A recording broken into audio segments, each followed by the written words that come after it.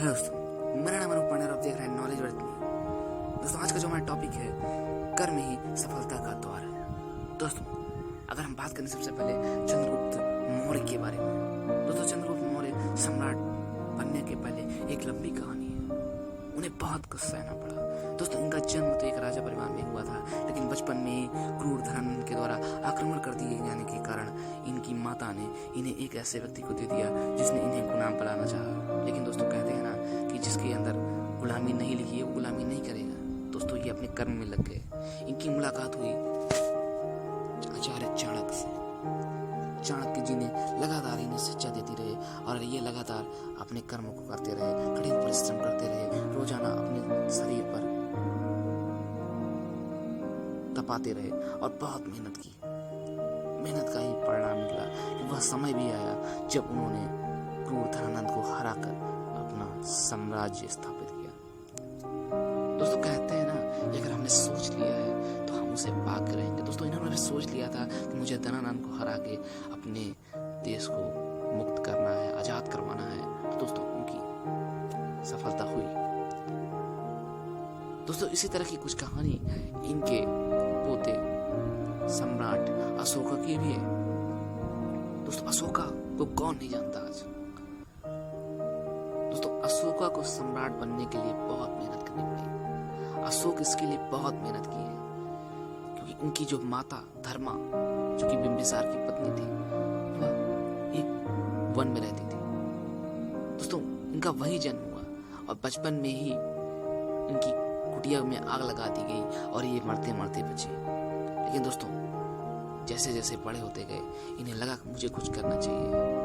तभी इनकी मुलाकात आचार्य चाणक्य से हुई। चाणक्य ने इन्हें चीजें बताई कि तुम क्या नहीं कर सकते हो, तुम चाहो तो यहाँ के सम्राट बन सकते हो और इस पूरे साम्राज्य को तुम बचा सकते हो।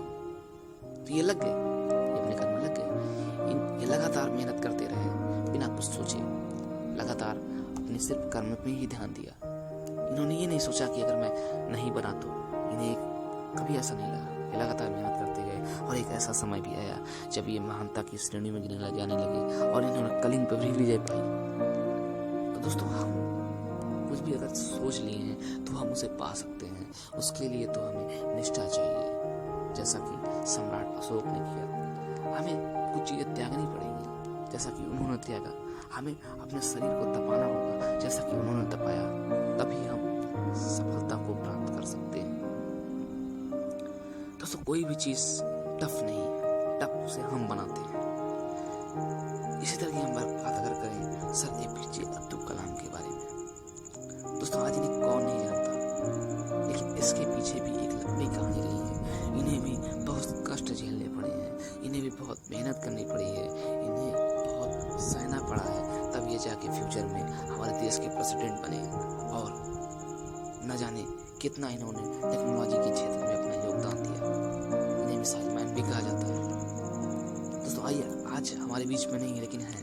तो दोस्तों, ऐसा हम कैसे कर सकते हैं? ऐसा तो हमें हमारे कर्म ही बना सकते हैं। अगर हम अच्छे कार्य करते हैं तो हम जिंदगी भर के लिए याद किए जाएंगे। भले हम हो या ना हो, इससे कोई मतलब नहीं है, लेकिन हमारी जो अच्छे कर्मों की पहचान है वो सदा इस पृथ्वी पर जीवित रहेगी। इसी तरह की कहानी कुछ है हमारे राष्ट्रपिता महात्मा गांधी के बारे में। गांधी जी को आज कौन नहीं जानता। वो हमारे दिल में रहते हैं, पूरे भारत के दिल में रहते हैं, हमारे राष्ट्रपिता हैं। लेकिन उस यहाँ तक पहुँचने में उनको भी काफी कष्ट सहना पड़ा। उन्हें भी बहुत कर्म करना पड़ा, वो भी बहुत सालों तक। उन्हें अंग्रेजों के द्वारा अत्याचार को भी झेलना पड़ा, उन्हें जेल तक जाना पड़ा, लेकिन वह अडिग रहे, वह अपने कर्मों पर अडिग रहे। उन्होंने जो सोचा उन्होंने वैसा ही किया।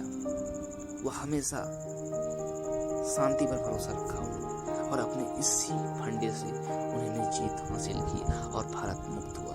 तो दोस्तों, हम कुछ भी कर सकते हैं, जरूरत तो बस है उठने की। Thank you.